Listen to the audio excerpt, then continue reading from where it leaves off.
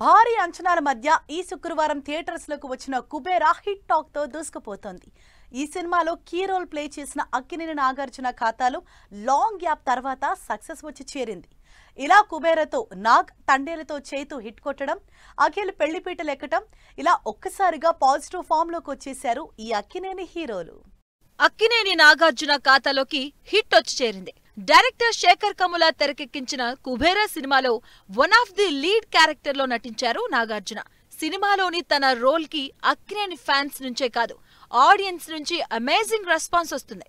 సోగ్గాడే చిన్ననాయన, ఊపిరి, బంగారాజు సినిమాల తర్వాత సరైన సక్సెస్ లేని నాగార్జునకి కుబేరా సినిమాతో పాన్ ఇండియా హిట్ దక్కింది.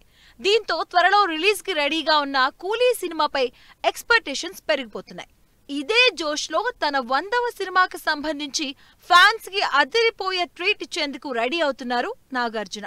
అక్కినేని నాగ చైతన్య కూడా తండేల్ సినిమాతో సాలిడ్ కంబ్యాక్ ఇచ్చారు. లాస్ట్ ఇయర్ డిసెంబర్ 4న శోభితా ధూళిపాలతో కొత్త లైఫ్ ని స్టార్ట్ చేసిన నాగ చైతన్యకి తండేల్ బ్లాక్ బస్టర్ సక్సెస్ తీసుకొచ్చింది.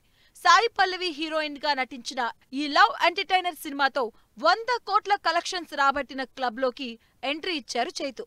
తండేల్ సక్సెస్ జోష్ తో కార్తిక్ వర్మ డైరెక్షన్ లో చేస్తున్న NC24 సినిమాతో పాన్ ఇండియా మార్కెట్ లోకి ఎంట్రీ ఇచ్చేందుకు రెడీ అవుతున్నారు నాగ చైతన్య.